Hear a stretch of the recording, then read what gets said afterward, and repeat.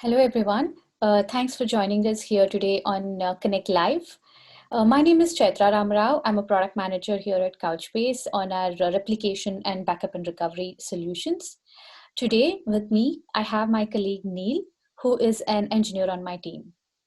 And we will be talking about our across data center replication solution.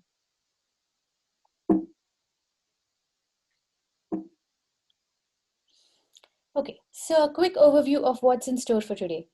We'll get started by taking a look at what are the typical nature of the most of our favorite applications today, and then reflect on what's the role of replication to enable these characteristics for the applications.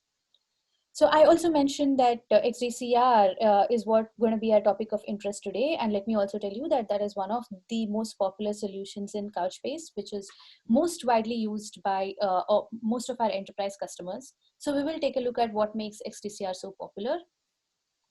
We'll also then introduce a new capability which we just launched earlier this year with advanced filtering. And Neil will also demonstrate how you can actually use advanced filtering to serve some of the very interesting use cases. And we'll then take a look at some of the very interesting how our customers are using these capabilities and wrap it up. Okay, so take the step back to imagine any of your favorite applications that you use constantly.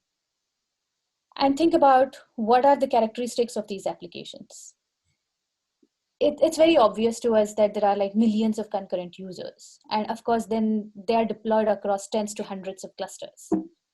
And the data volume that these applications are handling is probably in terabytes, petabytes, or even exabytes and zettabytes. And we as consumers want these applications to be highly performant. We want it to be like accessible with least latency in forms of even millisecond or microsecond. And when we expect these characteristics, obviously the request rate is going to be in the range of millions of operations per second. And the users are globally distributed. We as ourselves travel and we expect our applications to work wherever we are. So that's a proxy for how the users should be globally distributed.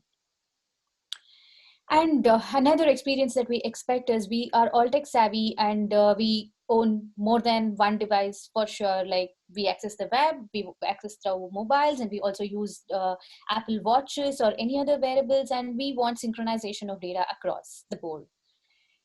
And all of this has to be presented to us 24/7. We do not expect our sites to be down at any point in the day, which means that it needs to be always available and sometimes also provide connectivity online and offline. So what is the crux of the technology which is enabling these characteristics for applications? Let's take a look at those.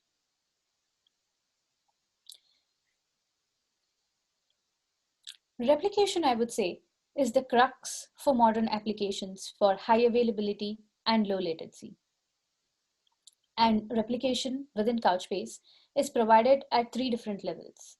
So firstly, it's our intra-cluster replication, which provides the ability to protect you from failures such as like hardware and the software failures or any other form of node failures at the cluster level.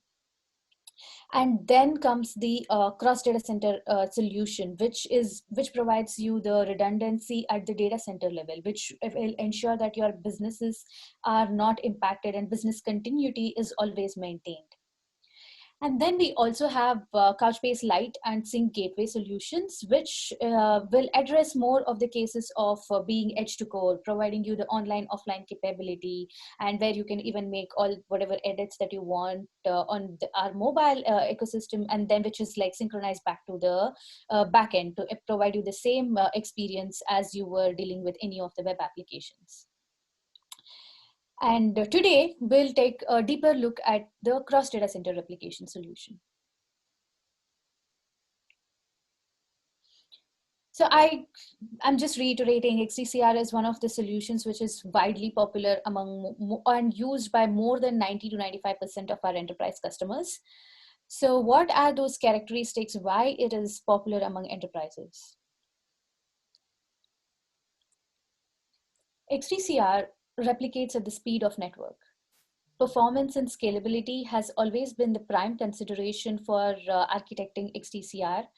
And when we say performance and scalability, it's not just about how XDCR would operate. We have also ensured that we provide this capability to the users and provide them enough flexibility to optimize for whatever performance they desire. So there are a number of advanced techniques which we provide for you as customers to control your replication.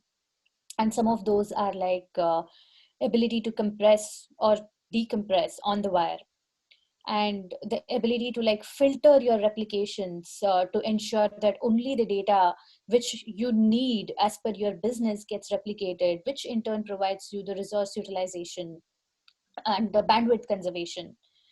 And then we also provide the ability to cap the bandwidth that you want replication to utilize. We told you that XDCR replicates at the speed of the network. So it might consume, the performance it's always proportional to the amount of resources you provide. But at the same time, especially with all the cloud deployments in place, we want to be mindful of how much resources you want a particular replication to utilize. So we provide you the capability to cap the bandwidth, and B, newly introduced capability to actually prioritize replication. So we launched this ability to prioritize replication just earlier this year. And this provides you as customers to control the significance of your replication and allocate resource accordingly, as you want it to be a high priority replication, medium priority replication, or a low priority replication. And we also provide more controls on controlling how you want to perform replication and how you want to set the thresholds for things like optimistic replication. And the details of all of this, I would say, is also provided in our documentation more thoroughly. So feel free to look into that.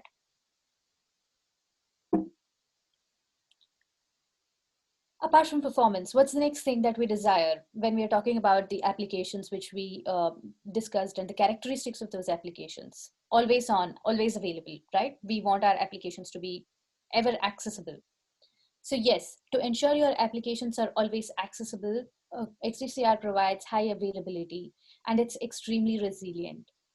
So one of the prime capabilities with XDCR that we provide is XDCR can operate as an active system, which means that if you have two different data centers, you have deployed two clusters in each of those data centers, and you have connected them via XDCR where the data is replicated from one to another.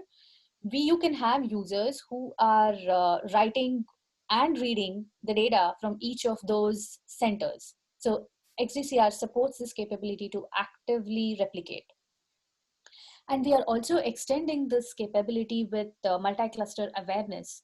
So this is the capability where we are providing you as customers to define certain rules by using our Java SDKs and configure your replication system in such a way that, let's say, an entire cluster goes down on a doomsday, you can always auto fail over to an other data center which you have, like a passive data center, without any manual intervention.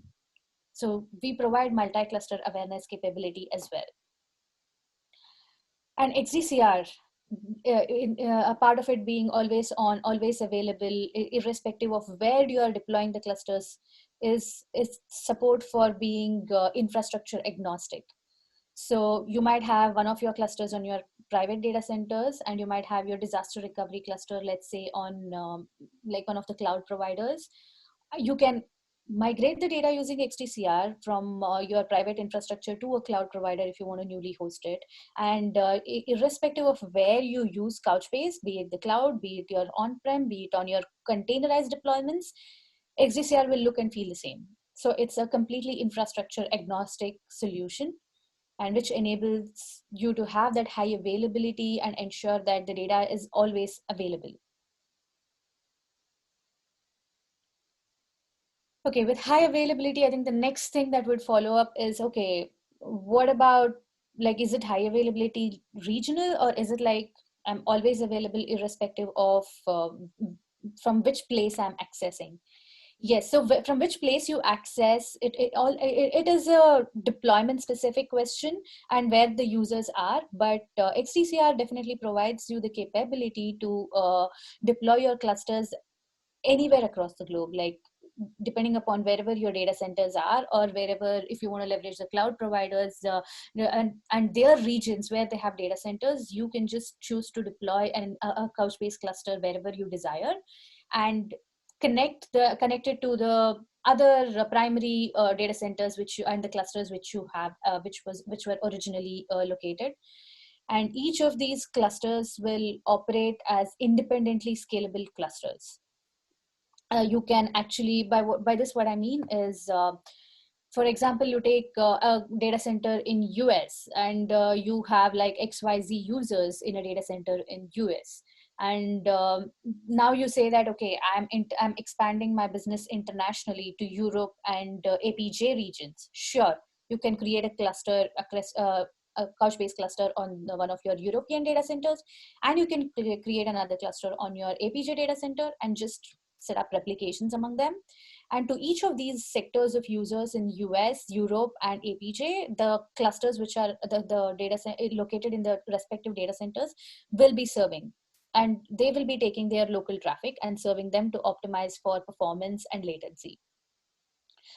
So one thing I want to call out in this is how easy it is with XDCR to actually change the topology. So you can start with US and then add Europe, or then add APJ. And also, if let's say you are experimenting and you realize that, hey, Europe is not really providing me the return on my investment, I don't want to have it anymore, sure, take it off. And your replication between US and APJ is still not impacted. So XDCR supports complex topologies like any of the network topologies you can think about, like a ring topology, a hub and spoke topology, or a line-like topology. It is just about like a point-to-point replication connection from which one cluster of Couchbase to another cluster of Couchbase, and you can expand it the way you want it. And you can also scale and set policies and operate each of these clusters independently. And we will always optimize for providing the best performance irrespective of where these clusters are deployed. And for this agility and flexibility, customers who want to have their clusters across the globe and for global and have a global distribution, Couchbase is a popular choice. I spoke about a lot of things, and I told you XDCR can do this, XDCR can do this. It's highly scalable, it's highly performant, it's infrastructure agnostic. And if you now come back to me and say, hey, okay, I need all of these capabilities, but how much time does it take for me to set up all this? Our simple answer is just a few clicks. You do not have to think about, do I have enough replicas to form a quorum? And what if one of my data center, one of my replicas goes down, and will I still have the ability to like elect the next primary for taking over the active traffic? You don't have to be concerned about any of these architectures. And you can also like scale it, like we said, you can as easy as scaling any other intra cluster. You can just add more nodes and scale the specific cluster where you believe needs more active traffic, or you can scale them down as well. It's completely elastic, and all you do is just with a few clicks. And XDCR is extremely supportive and resilient to topology changes like failovers and rebalances, which is a part and parcel of the distributed systems. And you can also access XDCR from anywhere, anytime, via REST, CLI, UI, whatever your choice of platform is. It is built to minimize the operational tasks and the costs. Okay, all this is fine, but what about security? Security is integral to the enterprises. So if you ask me like, hey, what do you provide? How do I ensure that when I'm replicating across the globe and I'm replicating even within my data, like intranet or within the clusters, how do I leverage different levels of security as in with my need? So yes, for that, XDCR also provides a number of security parameters. and at different levels. So like I mentioned, you might just be replicating even in your intra-cluster environment within between a test dev cluster, where you just want some very minimal concerns with setting up with setting up the cluster and with managing it and like getting started really quickly. And for that, yes, if, depending upon your company policies, you can just use a username and password kind of security parameter. But beyond that, maybe you need sometimes like a hashing capability. But again, this is all compliance dependent based on what your the company's standards are, and you can utilize that. We also support Scramsha based hashing capability. Or if you say no, I want a full blown, fully encrypted security, yes, you can do that as well. A fully encrypted security via TLS and with the support for X509 based client certification. And RBAC, the role based access support is given. You can have the capability to control who gets access to what data, be it a developer saying that, hey, I want to build some applications, I want to look at how the data modeling looks like for this, or let's say, and you say have an administrator who want to create some more replications on different sites. So that capability as well is provided with XDCR. So with all this active capabilities and replication happening from multiple data centers, and with users like us who are like constantly making updates to all our favorite applications, if you think about like, how about handling conflict resolution? What happens when like users write data from different data centers? So yes, you're covered even in those situations. So XDCR supports two forms of conflict resolutions as of today. One is the most update wins, and the other is the last write wins. So for the most update wins, I would say we would resolve the conflicts based on the number of updates that you have made to the document. So just imagine we have a metadata called revision ID. And you can imagine this revision ID to be like a counter where every time you make an update to a document, it increases by a count of 1. So that will keep account of like what has been the highest number of updates in your on your document. And whenever there is a conflict, we would look at that metadata to see which document has the highest number of updates and then pick that to be the most as the winner of the conflict. Whereas with the last write wins, we have another timestamp. We have another metadata which will hold the timestamp, where you will see that hey, yeah, a document was modified from data center A, but and also the document was modified at data center B. But how do I know which to pick? So here, irrespective of the count of the number of updates, what the decision parameter is the timestamp. So if your document is having the most latest timestamp, that would be picked as the winner of your conflict resolution. And if your question now is like, how do you like synchronize the clocks, and XDCR is a distributed systems?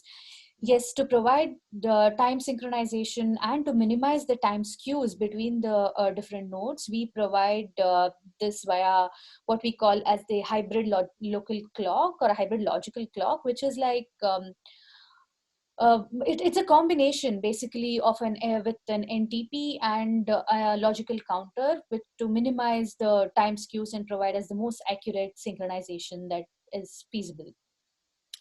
So yeah, most update wins can be used for applications if you have like really simple use cases where you believe that even with the count of the updates made to a document, a conflict can be resolved. And whereas if you have more complex applications and last write wins can be used, the thing is you need to have the prerequisites like NTP set up for enabling last write wins. But also last write wins happens to be one of the most popular conflict resolution mechanisms that is supported across the board, and it's most widely adopted conflict resolution modes. Okay, so let me give you a little bit of a teaser to say we are also going to be adding a new form of conflict resolution in the times to come, like in the 2021 zone of XDCR's journey. I'll tell you more about it during the roadmap. Okay, so now let's take a look at why and how customers are using XDCR for the different characteristics and the capabilities we have been talking through. Data isolation. XDCR has been the solution which is widely used for data isolation because of one of its characteristics of being independently scalable. You can imagine if it is a multi-master system and where you have the ability to like scale it as per your need, like be it a regional need where you say one part of my site is growing way more quickly, the users are growing way more quickly over the other, and I just want to scale that site, sure. Or you say, hey, one side is like storage intensive workload but the other side is more of a compute intensive workload and I want to just scale those parameters and up level those the respective resources, sure, you can do that as well. And that goes back more to the Couchbase's capability as well. So basically you can isolate the data with two different clusters and treat each of these as independent clusters in themselves, and for whatever business needs you have, you can set the policies of your choice, you can like give it the resources of your choice. And replication would basically treat it as two different entities and respectfully just replicate the data between the two. And you can use it for completely different purposes as well, like operational data, analytics data, reporting, or cold storage, or whatever. So another popular use case, or the most popular use case for replication solutions, especially in today's applications, has been high availability and disaster recovery. So with distributed systems, there is always this statement, right? You are like, a system failing is not an exception, it is the norm. And you always have to prepare yourself for like systems failure. So that goes back to the same philosophy where we say, okay, sure, you have multiple clusters in replication and have a replication system. So what if one of your sites go down? You always have another site which can take your traffic and still ensure that the end users are not impacted. So you can have these clusters like how we mentioned with the topologies where they are both active taking active traffic, and if one goes down the other one is already up and running and all the traffic gets directed to it. Or you can also have workloads where it is in an active passive setup where the disaster recovery solution is not actively taking all the traffic, but it is constantly replicating, and it also contains the most up to date data.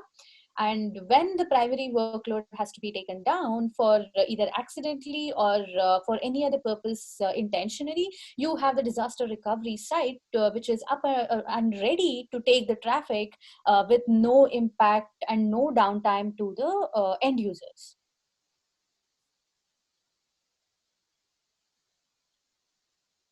So now let's take a look at data locality.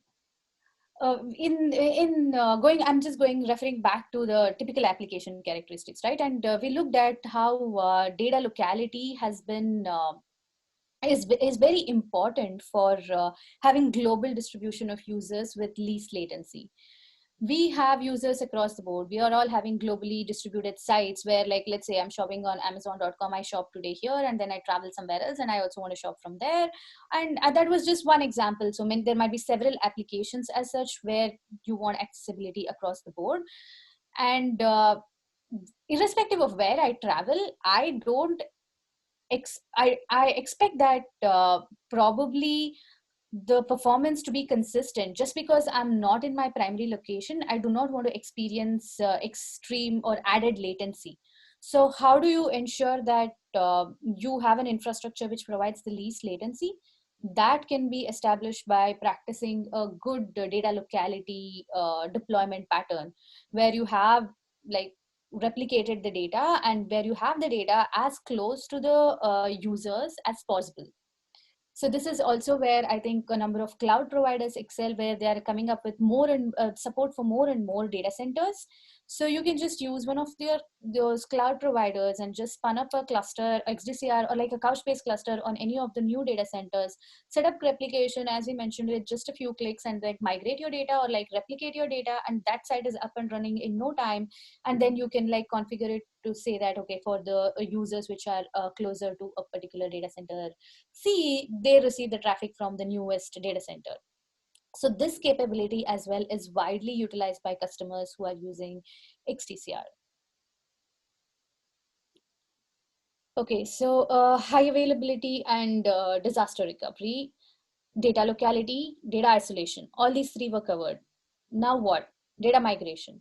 Data migration, I have constantly spoken about it. This needs no introductions, I believe.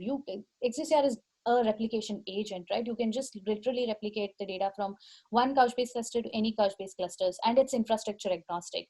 So feel free to like use XDCR as a vehicle for your data migration between two Couchbase clusters. Wherever they are, like you wanted to migrate from your primary data center in which is on-prem or a private cloud to AWS, sure. Azure, sure. GCP, sure. Or vice versa, sure. It does not matter. You can use this as a vehicle and have all the multi-cloud and hybrid cloud deployments which your CISOs and which your CTOs are probably demanding. Okay, so these were all the historical use cases for which XDCR has gained wide popularity over the years. But today, we would also like to introduce you to two newer use cases which we have been supporting from earlier this year. So I briefly mentioned about the filtering capabilities which are provided with XDCR. So I would say that filtered replication was provided with XDCR even before a couple of years. Because we believed that customers would want to replicate only the subset of data which they need to a particular data center, especially for enabling the data locality use cases. And yes, after getting enough evidence from customers about how popular that filtered replication grew and what more they needed to make it more flexible, we have come up with advanced filtering. So advanced filtering basically provides customers this ability to construct the filters based on your document keys or document values or in any of the extended metadata that we support. And you can use any of these parameters to construct filters to ensure that you replicate only the data which you need to the data center which you desire. So this some of the use cases which are now catering include geofencing, for example. With all the GDPR norms in place, there is a very high demand to restrict the movement of data from one location to another, or especially during the at their place of origination. So I think you can completely and perfectly enable this via advanced filtering, and Neil will also demonstrate to you later in the session about how you can actually use location filters to migrate the data only which is applicable to that particular location.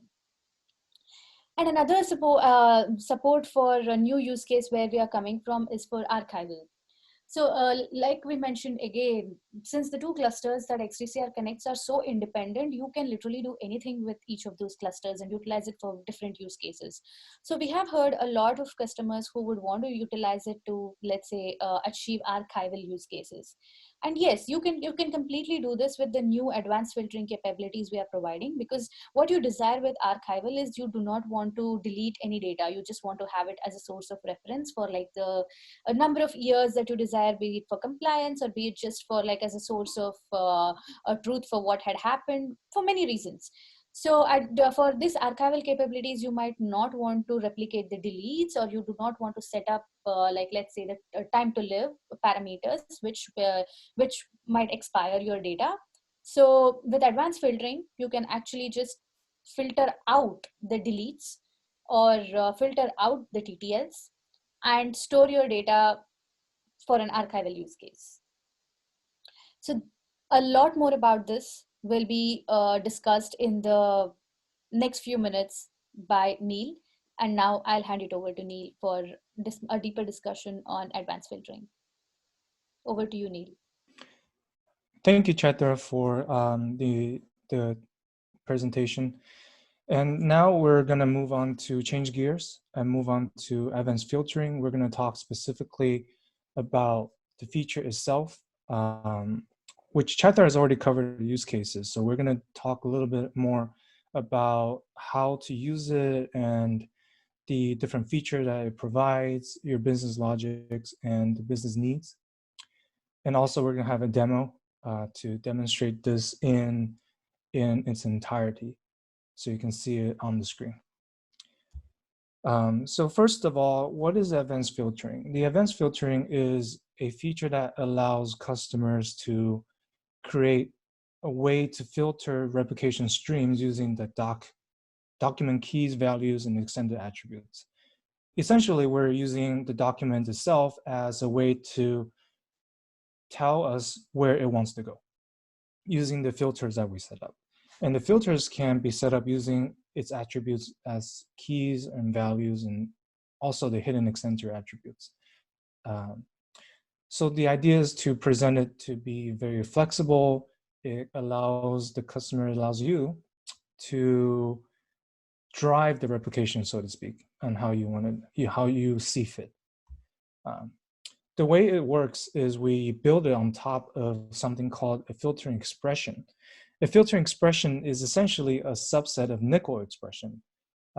It allows the building blocks to be formed for building logic. So nickel expression includes a lot of different operators and keywords. And we take a subset of that to write what we call a filtering expression. Then it becomes easier for you to express the logics that you need to build the filter. We'll talk about the expression in detail later. But for now, the filtering expression has been documented well thoroughly in our documentation website. But for now, let's jump ahead and talk about what are some of the other key features for advanced filtering. So as I said before, it uses keys, value, extended attributes. It also allows any combination of these. So we can have filtering that's based on key and value, or maybe even just extended attributes that are hidden inside the documents themselves. So it's a very powerful feature that allows different types of logic to be built. We allow filtering based on TTLs, which is also known as expiration, document expirations, as well as deletes. So for deletes, Chaitra already mentioned earlier, we can reiterate here quickly. So for archival use cases, we allow deletes to be filtered. By that, it means deletes are not replicated. So the use case that was brought up was archival use case. Another use case that could be thought of is like a hot-cold caching. So all the primary cluster will be the hot cache. What that means is things are there and they're accessed quite frequently. And when things are deleted, the deletes are not replicated to the cold cluster. So the cold cluster actually can act as a system record, right? It contains all the documents and all the modifications of documents that are replicated. But the cold cluster will keep all the records and all the documents alive, while the primary cluster will only keep the hot cache or the data that's frequently accessed. So we can talk about expiration. TTLs means expiration. It's possible for a document to have an expiry time that means after a certain amount of time, it will automatically be removed from the cluster. But when we filter TTL, what that means is we can actually take it away as we are replicating to the target. So the document counterpart on the target actually does not have any expiration. So it allows, again, a way of archival use case or hot-cold use case where the documents will live forever on the target. So there's different ways we can scale it, or we can use the topologies to perform this kind of operations, such as having a larger cluster with lower performing disks or something like that, right? And so we can move the data as we see fit and make sure we're doing it in a cost-effective way. And another point is we allow changing the filter on the fly. This has been a feature that's useful for test and dev. The reason is because when replications are starting from, usually replication starts from the beginning and goes forever. So what that means is if somebody wants to change a filter, the ideal use case is we want to start from the beginning again to make sure we capture all the data that the new filter would have caught, right? But for test and dev environment, sometimes you don't want to do that. You want to change a filter, and you want to only capture the data from that point on. That can allow quicker development cycles. You don't have to wait for the old data to be filtered. So this is an option that when we change a filter, we allow customers to quickly stream data from the point when the filter is changed. It's very useful for test and dev and has been proven useful for a bunch of our customers. And lastly, we have minimum performance degradation. So what that means is we have the filters that are used are actually precompiled. So it's a stream-based tokenized filter. It does not unmarshal the JSON as it's going through the filter. And so we have very quick stream-based tokenized filtering based on the key value pairs of the JSON document. Without going too much into the detail, we can say that from testing, we can experience maybe about 5 to 10% drop of performance when a filter is applied. So that's not too bad considering the amount of performance degradation that's being caused. And you can still see a very quick replication stream, multiple streams actually, for the different use cases like geofencing or archival use cases. So that's the amount of degradation you can see. Of course, it depends on the amount of system resources you have, how powerful the servers are, and so on, right? So your mileage may vary, but that's from what we've tested, that's about the performance degradation we see. Now let's talk about a little bit more in depth about the filter expression. So as we said before, filter expression is a subset of nickel expression. So a lot of these things that we talk here are going to be repeated from the nickel side, but some of them are actually not. So I'll dive into that in a bit. But for now, for example, the regular expressions, we allow the filter expression to have regular expression based on key document value or X attribute, right? So in this example, we can see the first line, we can see that we're looking for documents keys that begin with user one, right? So this is, if the filter contains this, regex contains user one, that means if the document key has user one as a prefix, it will pass the filter. So you can imagine you can set up a replication simply just for user one and say, I want to replicate to a target bucket with this filter, and only the user one key doc will be replicated to the target. And likewise, another example we show here on the second one will be based on the document's value. So if the document has a key, or sorry, if the document body contains a doc key and a value, then that has a body as inside of it that ends with the body, then this filter will pass. We can show a couple of examples in the demo that utilizes document values, and we'll see that later in the demo. So we also support PCRE, so that includes negative and positive look ahead, right? And so those kind of things are also supported for our regular expressions, for expressions like this. One thing to note is that nickel does not support PCRE. So filter expression is a little bit different. We call it a subset of nickel, but it's technically a subset and also some kind of superset, because we have features that nickel doesn't support.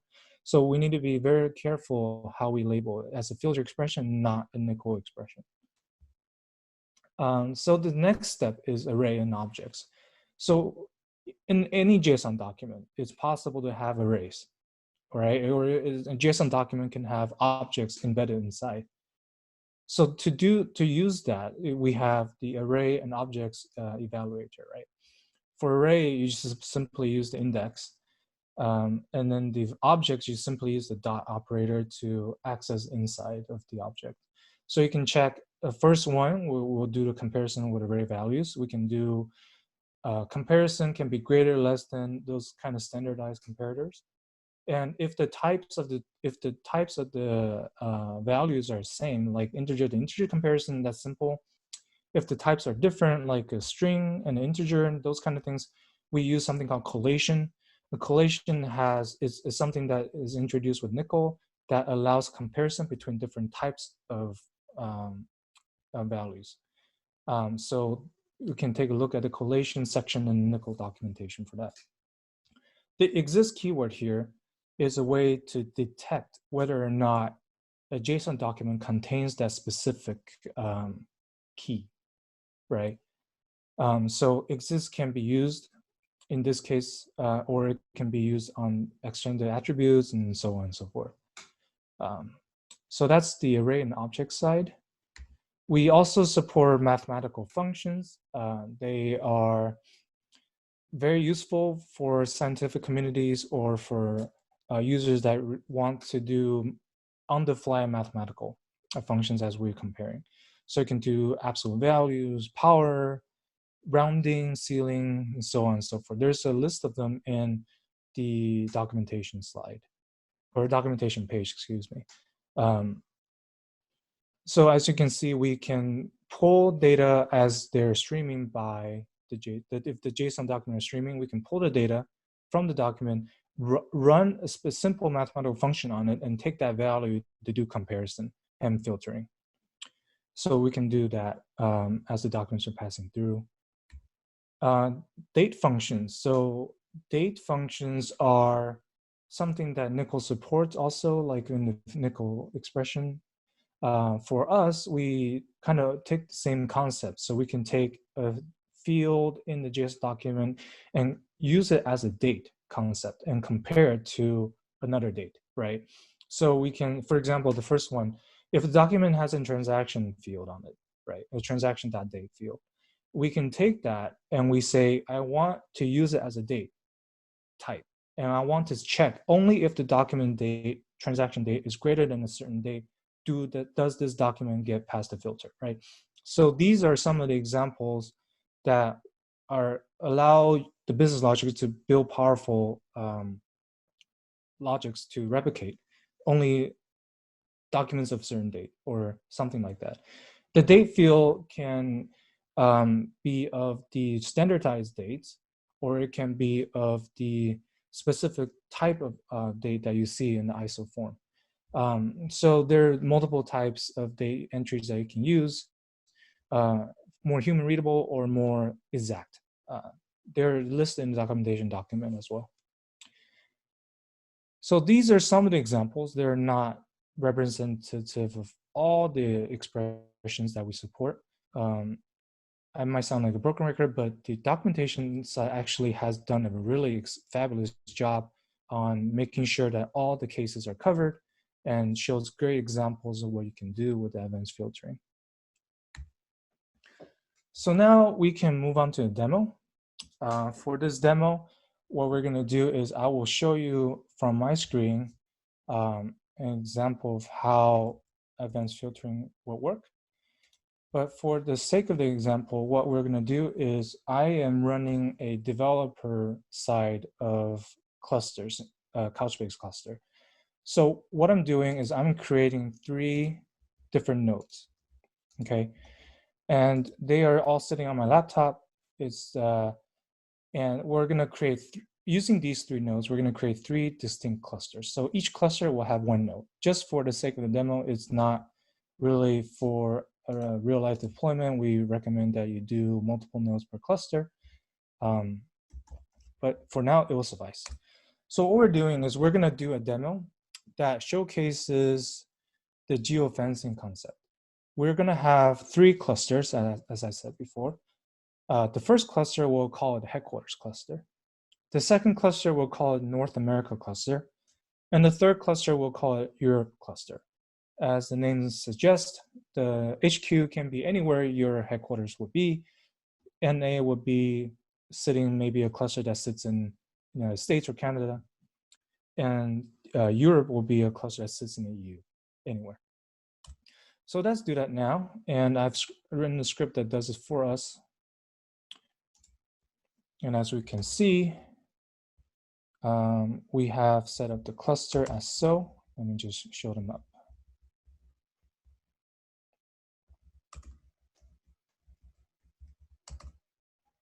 So right now, these clusters are completely empty. They have no buckets whatsoever. And so the next step is each cluster will set up a bucket. So we'll have cluster 1 will have B1, cluster 2 will have B2, cluster 3 will have B3, and so forth. So now with the buckets, what we're going to do is we're going to load, we're going to set up the remote cluster references, right?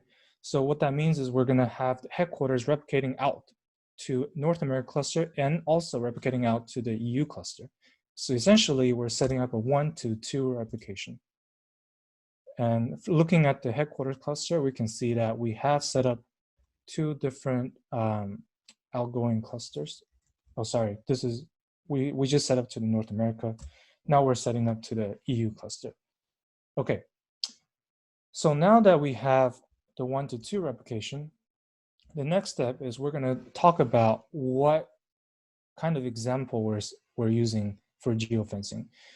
So as you know from Couchbase, if you have played around with it, we have something called beer sample bucket. So what that is the bucket has, the beer sample bucket has a bunch of different types of beers and also has a bunch of breweries. So we can take a look at the beer sample bucket, right? So we have the different types of beer, and we also have the brewing company that associates with that beer. And the brewing company has location data. So it has where it's located in the United States and which state they're located in, and so on and so forth. So in our geofencing example, what we're going to do is we're going to put the brewing companies that are located in the United States and replicate that document, or those brewing companies' documents specifically to the North America cluster. And for anything else, for now, let's just assume everything else goes to the Europe cluster. What that means is the North America cluster should only contain documents pertaining to North America, the brewing companies. That means the data locality will take place. So anybody accessing the data related to North America should get faster access, right? And on the contrary, anything that's not related to North America will just stuff in the EU cluster. So that's what we're going to do here. What we're going to do is we're going to create a replication. And with this replication, right now there's none, but we're going to create a replication to the North America cluster. And we're going to create it with a replication filter. And the filter expression here is going to be simply, as you can read, country is the same as United States or Canada. And the type of the document is brewery, okay? So let me explain the filter expression here. Country will be a field in the document, right? And then also the type will be a field in the document. And we're comparing those fields to what we specify as United States as for a country and brewery as a type. So we're going to do that. The next step is we're going to create a second replication. This time we're going to replicate from the headquarters to the EU cluster. And the filtering rule will be different. The filtering rule will be still, we're going to be filtering on the type, and it still needs to be a brewery. But now we need to make sure that the country is not the United States and the country is not Canada. So this will capture the rest of the set of data for breweries that are not replicated to the NA cluster. So we'll do that now. And as you can see, we have 2 different replications that show up, right? One to NA and one to EU. So let's take a look how it looks in terms of how it looks on the UI side. So when we look at the replication setting, you can see that the filtering expression is what we said was created. So this, in a sense, what we have been talking about filtering expression, this is how it looks. The filtering expression is something that you set up in the replication setting, and this will define the replication. And as a filter, as the document is passing through the filter, it will replicate or not replicate according to the business logic that's set. And the counterpart, we can take a look at the EU, and likewise, this is what we set for the EU cluster. So now with this set, you can see the original headquarters has 7,300 documents, right? And now we take a look at the North America cluster, we can see, hey, there's actually just a subset of data, 920. And likewise, for the U cluster, we see only even a smaller subset, 492. So we know the filter is working. But now next step is now let's examine a document in these geofenced locations and see what's going on. So for the North America cluster, we can see that these are all brewing companies as we expected, right? So let's take a look at the document. So what, as we said before, the type field is what we were filtering on. So type has to be equal to brewery, verified, and then the country has to be United States, verified. So these are the type of ideas, example of how we can use documents values, right, to create business logic to filter. And then we can do the verification from the EU side, right? For this guy, let's take a look. These are also brewing companies, but they are not in the United States. They're in Germany, right? So these are the documents that are only breweries documents that are related to European clusters. So as we can see, this is a very simple example, but a very powerful example of demonstrating how filtering works in terms of the advanced filtering for geofencing locations. So with that said, that is the demo. Back to you, Chaitra. Hey Neil, thanks a lot for an in-depth overview of what advanced filtering and its capabilities can offer to our customers. So now let's take a look at some of our customer stories of how they are leveraging all the capabilities provided, which are provided by our XDCR. Okay, so firstly, UPS. UPS, I think, is a common household known brand, especially for customers in North America and Europe. The UPS stands for it's an acronym for United Parcel Service, which speaks to what they do. They provide package delivery and supply chain for North America, and I would hardly find anybody who would have not used Amazon.com, for example, for shipping. And whenever you have used Amazon, you know that the carriers provided along with Amazon happens to be UPS. So we have all been their customers. And yes, so UPS operates in more than 220 countries and territories, almost every address, as we mentioned, in especially North America and Europe. So if they have to operate at this scale, their infrastructure support has to be extremely strong. And one of the largest application which UPS uses has about 5.5 billion documents and about 24 terabytes of user data post compression. And during COVID times, with all the surge in online shopping and shipping, they are operating at an average of 1 billion operations per day. And UPS has been using Couchbase for a myriad use cases, like use from user profile to session management to high availability to edge to core. And I'm just going to be talking to you today about a couple of them, which makes most sense to us and which is of relevance to our session. So when UPS came to Couchbase, they had these following requirements where they wanted an ability to store flexible business information for their user profiles. So constantly user profiles are evolving, and they want the new fields get added and removed often from what is a useful information and what is not a useful information for for profiles. So they wanted the ability to flexibly modify that. And they are a heavy microservices shop, so they wanted an agile platform where they can scale their microservices based architecture on how they want to leverage one service over the other. And most importantly, they wanted an active support where both of their data centers where they have their deployments to be able to take active traffic and serve the customers globally. And yes, Couchbase was well positioned to address these requirements because Couchbase's document data model provided UPS with the desired agility and flexibility. And we spoke about how data isolation is utilized and how XDCR is famous for data isolation. And this was as well leveraged by UPS.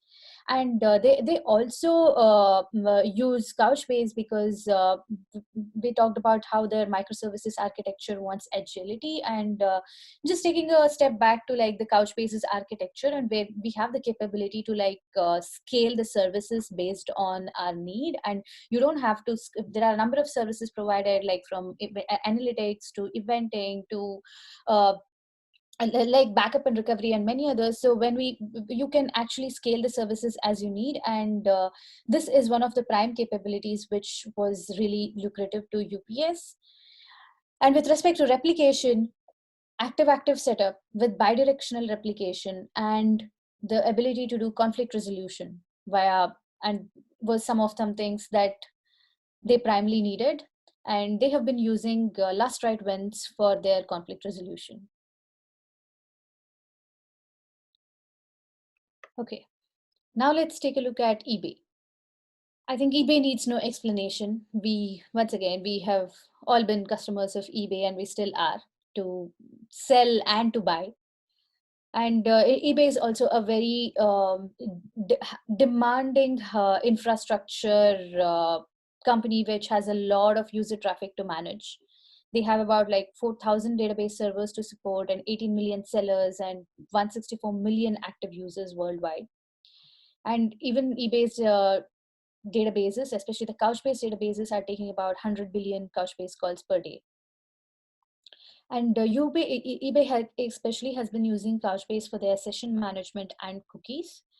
And again, when eBay came to Couchbase, and especially all this, I'm referring to the context of replication, they wanted the ability to support about 3 billion documents in the same data center or closely located ones.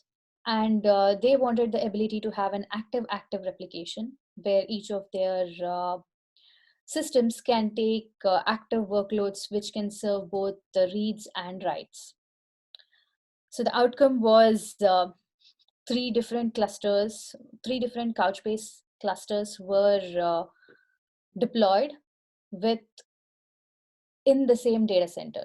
So you have three different clusters within the same data centers, which are like connected in an active bidirectional ring-like topology, where each cluster is replicating to one another, and each of these clusters are taking active traffic.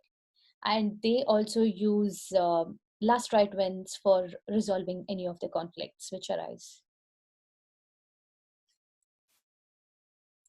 Okay, so now let's take a look at Amadeus. Okay, so Amadeus, you might know, you might not know, but again, like UPS, we have all used Amadeus. So if you have made any travel reservations online through any of your favorite travel aggregators or through travel agencies, the infrastructure for those travel bookings and reservations and IT support is provided via Amadeus. So Amadeus manages almost all the airline inventory, and they use Couchbase for this. They have globally distributed data centers everywhere, literally from North America to Japan.